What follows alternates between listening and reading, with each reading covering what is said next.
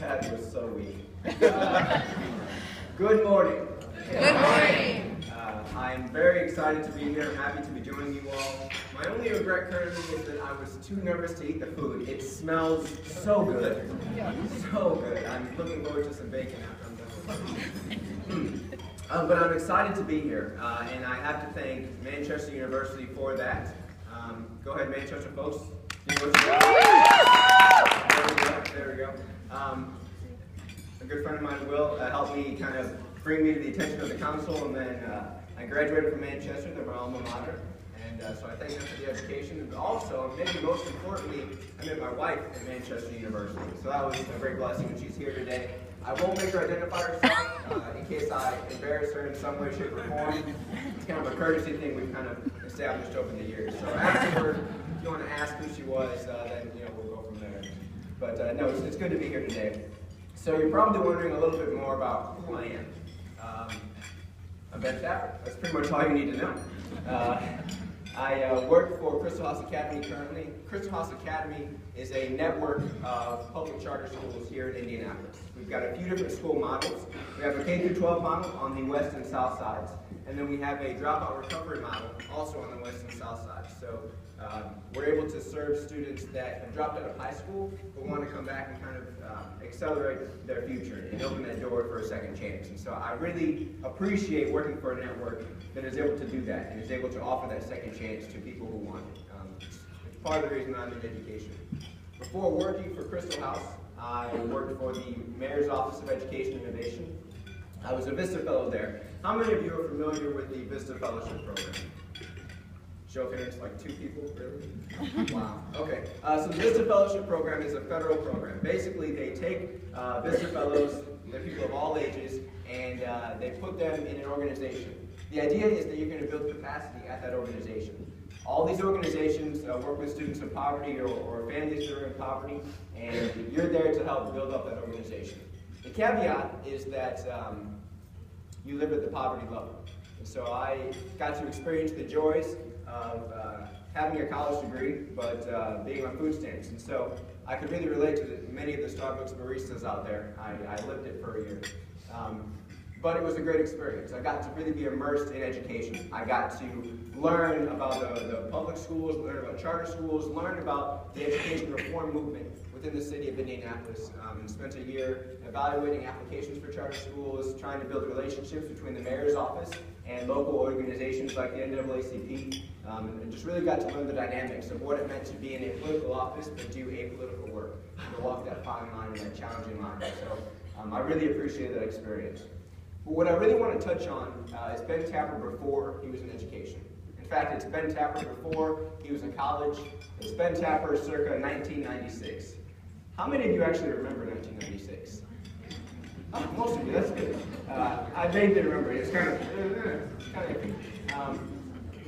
In 1996, had you known me, you would not have been able to guess that I'd be standing here speaking to you today. And not that IACAC is the most illustrious conference in the world. I mean, it's great. Some of you are okay. But you just, where I was, you would not have guessed that that little kid could have made it to who he is today. So let me tell you who that little kid was. Had you seen Ben Tapper in 1996, you would have seen an 8-year-old boy, probably 3.5 feet tall. He had 3 siblings, ages 7, 4, and 1. Those 3 siblings lived with 2 parents, a mother and a stepfather. They lived in motels. That was home. I remember one apartment, briefly, but the rest of the time we were in motels. Most of the motels were infested with roaches. Most of the motels were pretty dirty. Now these are the type of establishments, and maybe some of you have stayed in one from time to time, that have the microwave on the toilet. Do any of you know what I'm talking about? It was that kind of hotel. Okay, pretty dungy. When you turned the bath water on, you didn't have clear water come out, it was rust water. It was brown. That was the baths I was used to. On top of the poverty, our stepfather was abusive. He'd slap us, he'd punch us, he'd kick us, leave bruises all over my sister's body sometimes. I remember one day, he got angry about something and started choking my younger sister. Can you imagine that scene? As an 8-year-old boy, the oldest, mind you, the protector of the group, watching your father figure take the life out of your younger sister. For 15 seconds, I couldn't move. Couldn't do anything. I wanted to. I wanted to stop it. I wanted to react. I could not. I was literally frozen with fear. I was literally speechless. After what seemed like an eternity, eventually my mother stepped in and convinced him to move on and to stop choking her. But I still remember that moment in time where I wanted to act, but my fear would not allow me. And to this day, when I'm confronted with the fear, I do my best to face it head on. I do my best to not be in that position ever again, to act. But this is one of those moments that defines who I am today. So on top of the poverty, on top of the abuse, there was the neglect.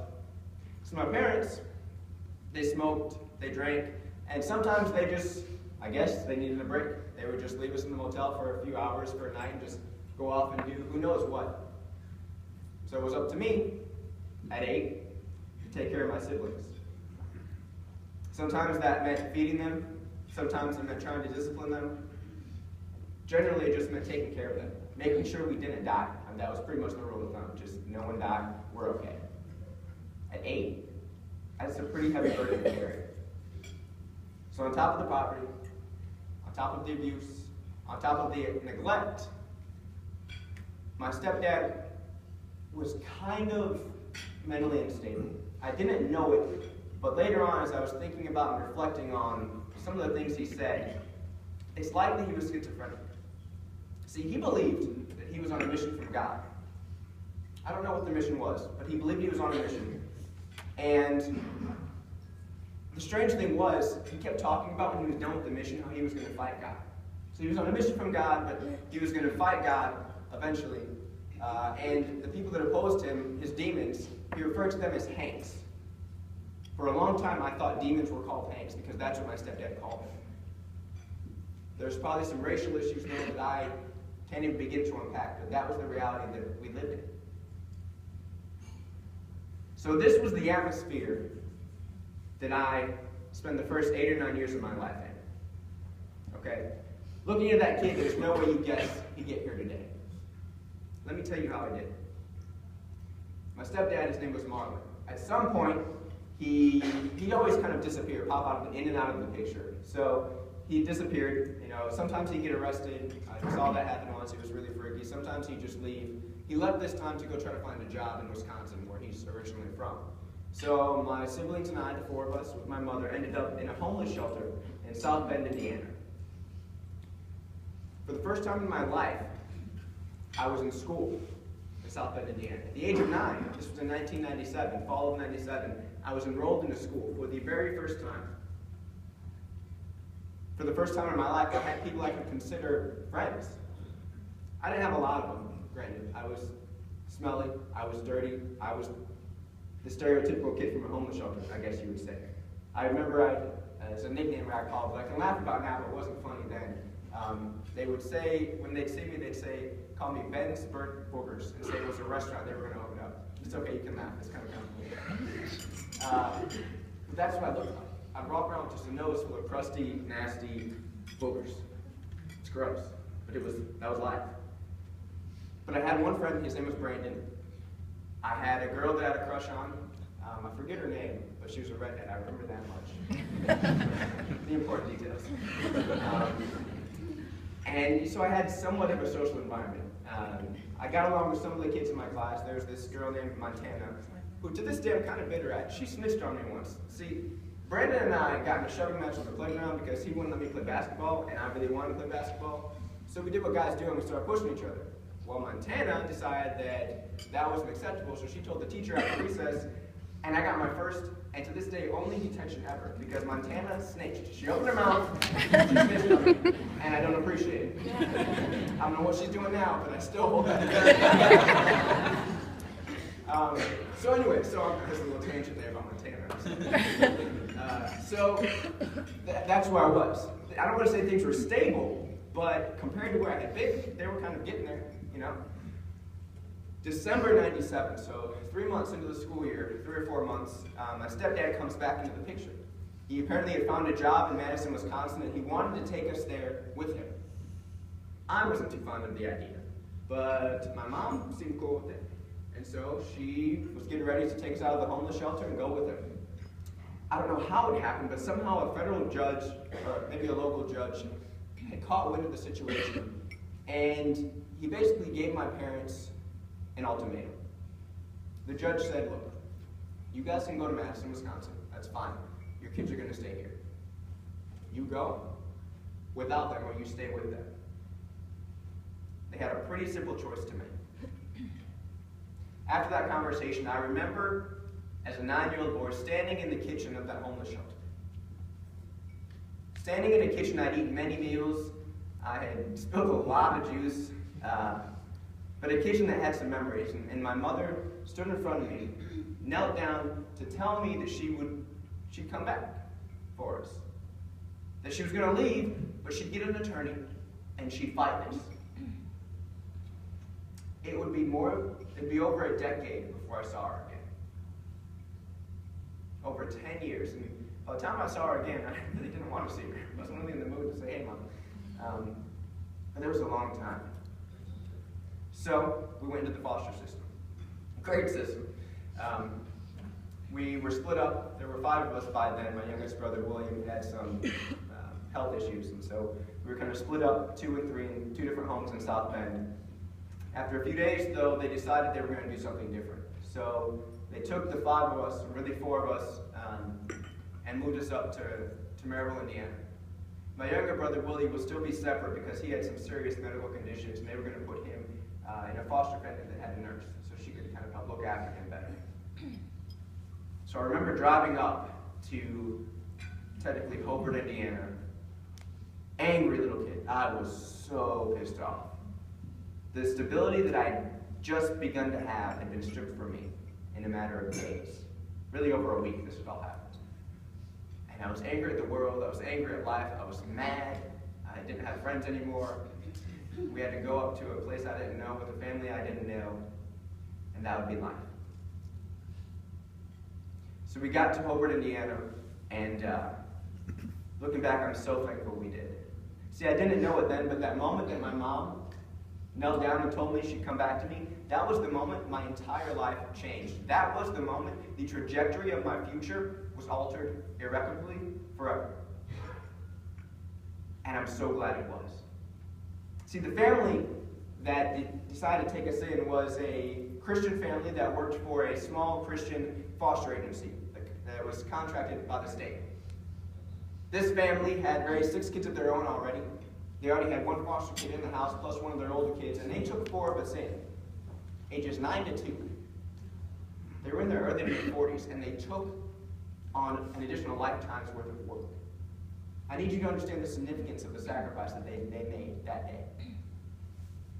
But this family had a lot of love to give. They had a lot of knowledge to offer. They gave us everything. We arrived December 23rd, 1997. Still remember that day. 2 days before Christmas. Show up on the doorstep of this family's house, all our clothes in plastic trash bags, and really not much else. But on Christmas morning, we opened our Christmas presents. See, the local church the family was a part of had kind of rallied around the family to support us. And for the next decade or so, they would continue to do that. And I still remember my first Christmas gift. It's the first gift I ever remember opening in my life. It was a Lion coin bank. Nothing really special, but I got so excited. 1, Lions are freaking awesome. It was hard. 2, it was mine. I had a gift that was my own. And I still remember what it looks like. It had a little coin plug on its bottom. It was just cool. And I think about how amazing it is that after 2 days, we actually had gifts to open. First time I ever remember celebrating Christmas, or really anything. It was great. In the United States, we have this idea that people should pull themselves up by the bootstraps. That only works if you've got boobs. In 96, I didn't have boots. Most of 97, I didn't have boots. But in December, I got some boots. In December, I had a church body that came in. I had parents that loved me come in. I had the state of Indiana intervene. And through all those agencies and that collective action, I finally got boots, so I could finally begin to pull myself up by the bootstraps.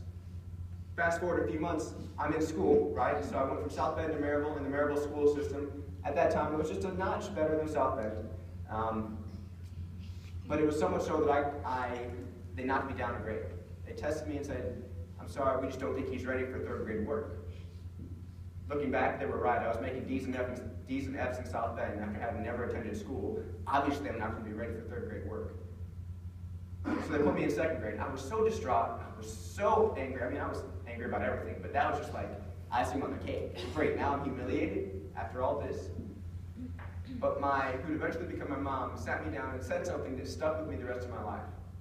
She said, "Ben, you can be angry and you can be upset about all that's happened to you in life, and you'd be justified. Or you can take the second chance that God has given you and do something with it." I chose the second option. Within 1 year, one school year, I went from being bumped from third to second grade to being accepted into the honors program at a local elementary school. From then on, I was in honors classes. 1 year. Is it because I'm a genius?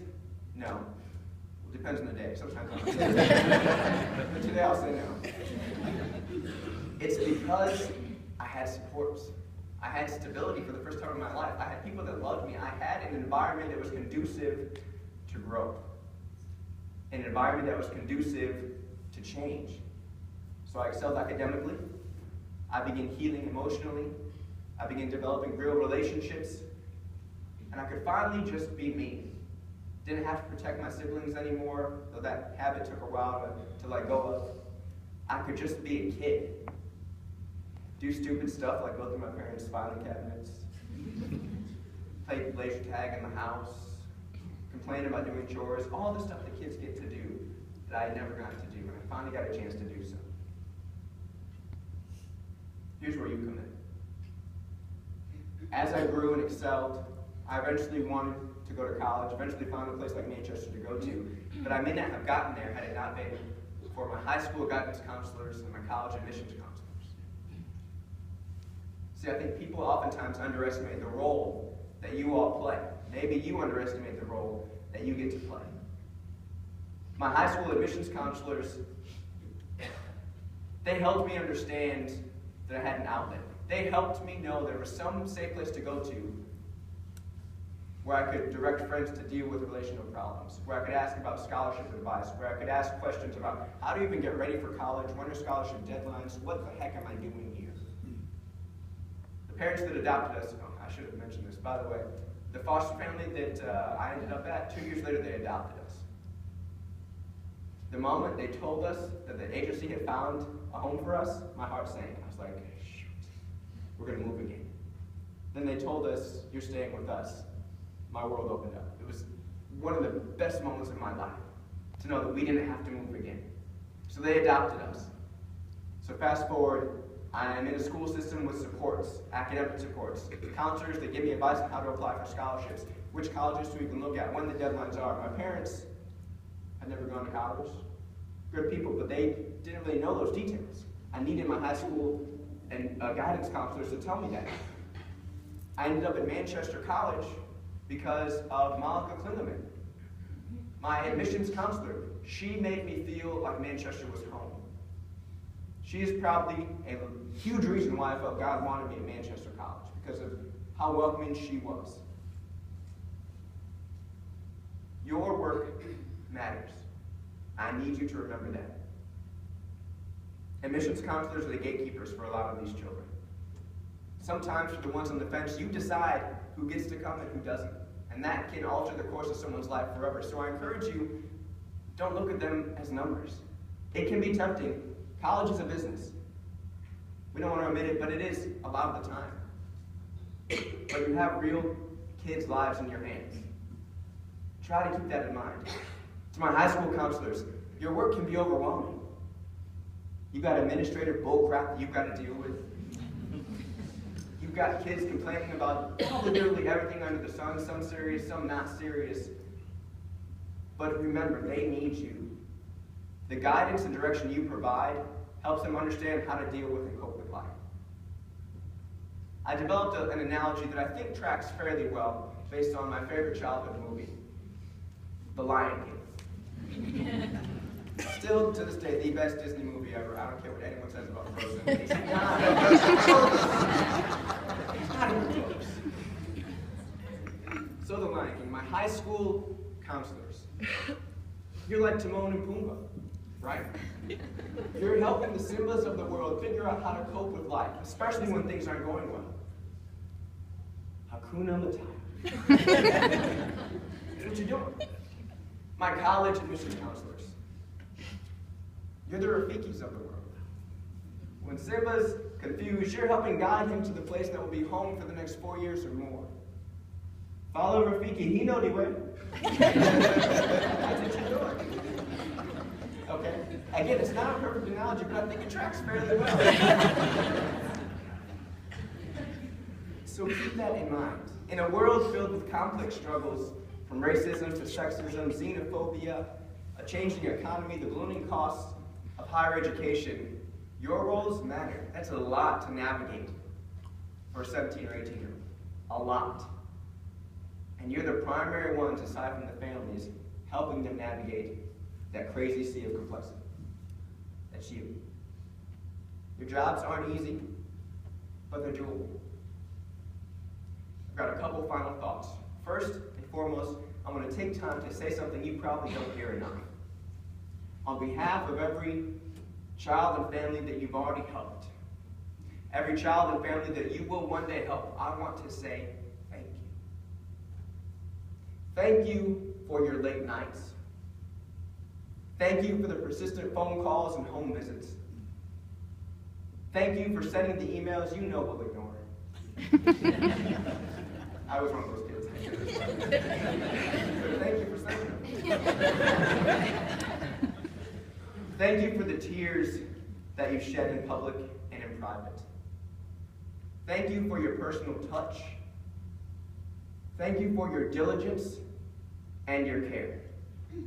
You don't hear it near enough. Your jobs are too often thankless.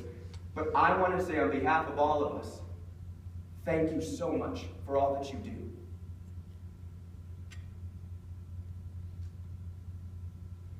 For some kids, you are the difference between a life of emotional stability and a cush computer tech job and a life of emotional instability and low wages. You can be that difference. To be honest with you, I used to not really think, especially the admissions counselor's job, mattered as much. I thought, well, you have one round of kids 1 year, and next year it's a new round of kids, just repeating the cycle, you're not making a difference. My wife showed me otherwise. Watching her do her job, I quickly learned not only did her job matter, but it mattered to a lot of kids. The relationship that she built affected lives in a positive way. She was making a difference, one by one by one, year after year, for those 17 and 18-year-olds, and often for their parents as well. She was impacting them positively. She was making a difference. So the last words I want to send you out on, don't forget your value. Don't forget that you matter. Do not for one moment underestimate the power of what you can do in a day, the impact you can make with a phone call or an email.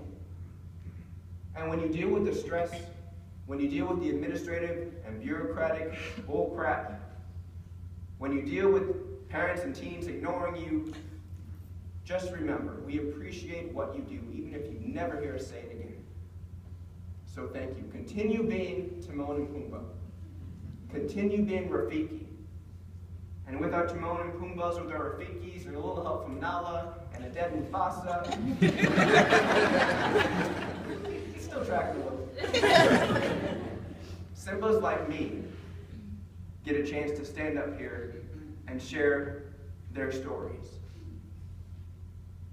And I will continue to get to share my story for years to come, and hopefully bigger and better avenues because of the work you're doing. Work you may never see the results of, but just know you're making a difference. So keep on keeping on. Thank you.